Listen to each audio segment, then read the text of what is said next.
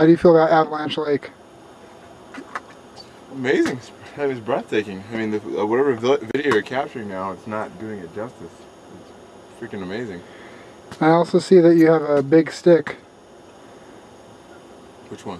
In your hand. Oh.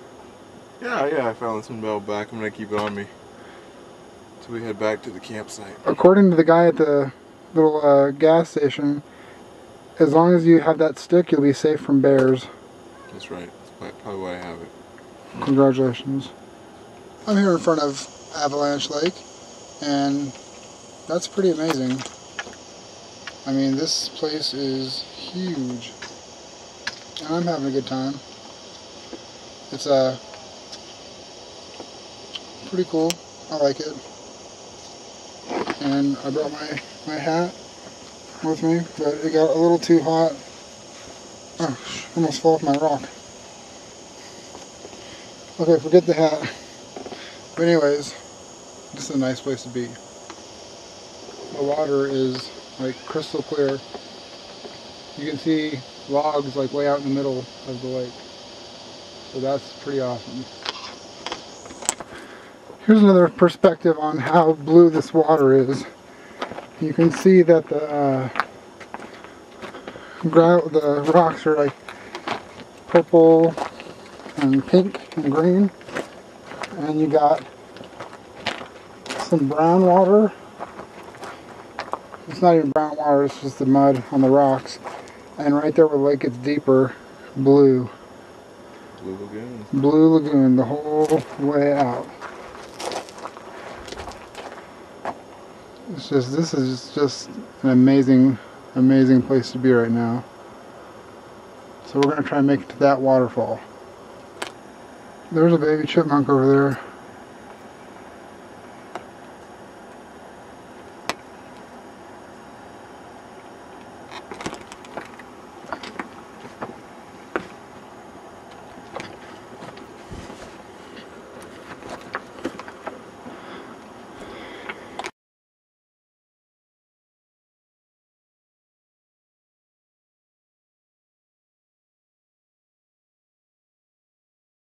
I'm like so deep in these woods. Levent turned back. This is too much of an adventure to pass up. Oh. I'm like, oh shit. It's right here by this trail. I'm not even on a trail, I'm making my own trail. Oh, bee. Big bee. Oh. So I made it to a small stream. I'm still in the middle of the thing. I'm going to have to get my shoes wet on this one. Oh, great. But nonetheless, I'm in the stream, so I'm trying to head back towards the outside so I don't get caught up by any wild animals.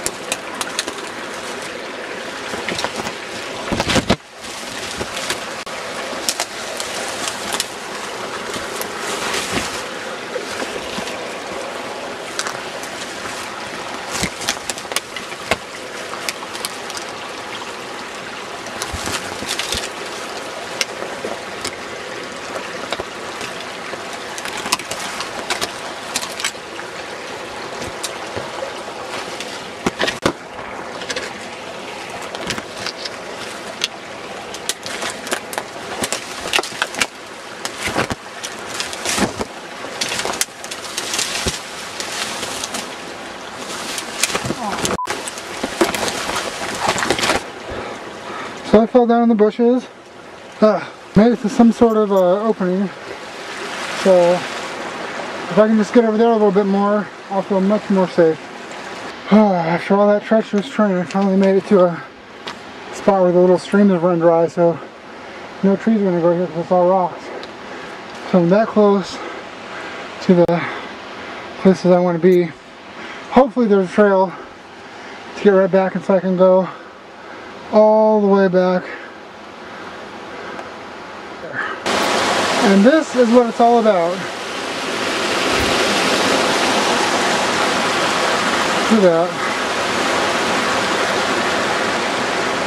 That was the scariest thing I've ever done in my entire life, going through all of that, which is no human trails whatsoever. You just find a place to stand and hope that it holds and you don't fall.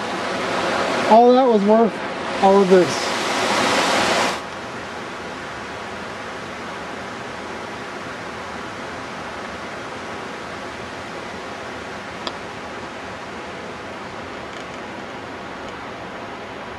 And now I have to go back down through there because there's no trails. I don't feel so scared anymore because I see a little man-made statue of rocks. But yeah, I still kind of have to go through all that, so that doesn't sound too fun right now. But I don't think I can get by over that way, so back into the thicket I go. But hey, just remember, I am an adventurer. Well, I got out of the woods. Now I'm back at the lake, and that was a tiring, scary hike. So that's all that I just hiked. And now I hear wolves, so I'm trying to get out of here. I'll check back with you at the campsite.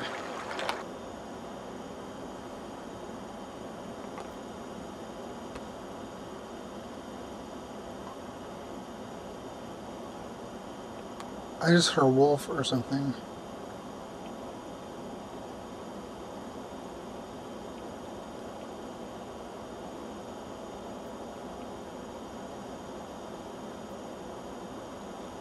Of course he's not going to do it again, but I assure you.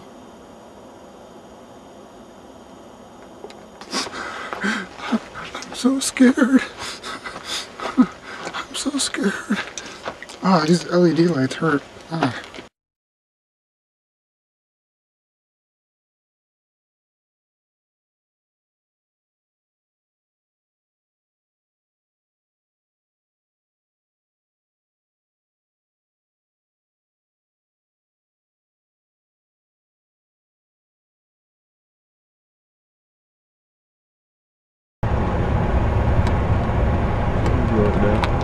Yeah, that's the forest fire out here in Montana, and it's all over the place. That's the main area, but it's spread up to the top right of that mountain too, and it's just smoky as heck out here. It's just like the road is covered in smoke, and it stinks. But yeah, it's I hope they can get that put out, because that's crazy looking.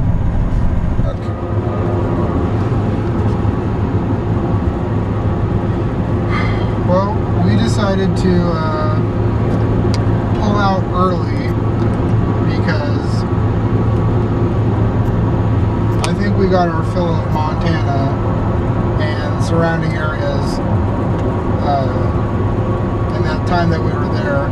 We got a lot done in that short amount of time, and that's what happens when you drive non-stop. We didn't really stop in Idaho or Spokane too much. We just kind of, you know, went straight there. We got all of our curiosities out of the way. Oh, St. Helens. And, you know, now it's like, we just felt like we didn't want to stay there any longer.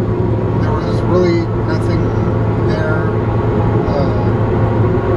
that was keeping us interested. Mainly because of the fact that every time you try to go somewhere, you have to drive 30, 40 miles. And they still don't even have what you need.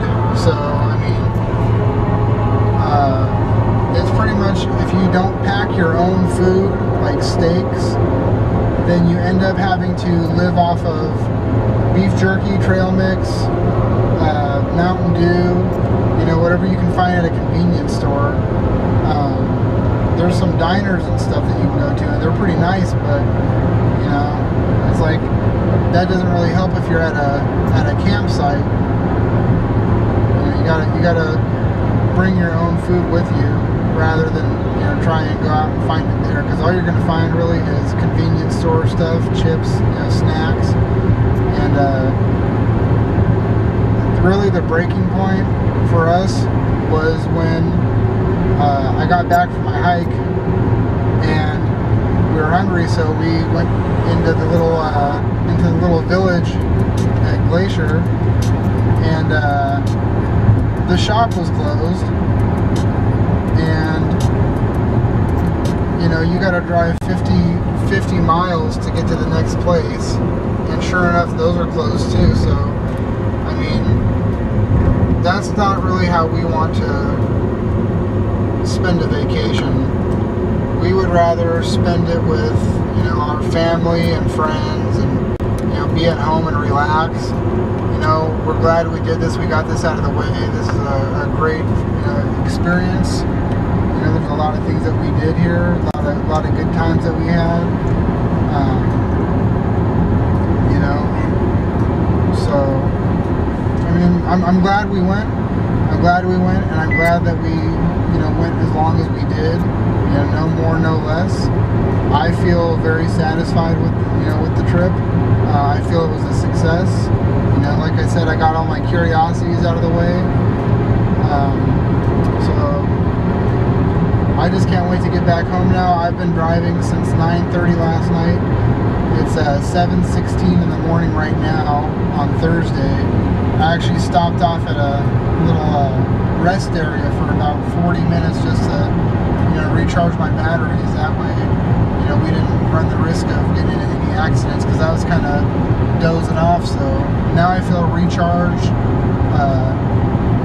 So we're about an hour and a half away from home, and I can't wait to get there and get back to civilization.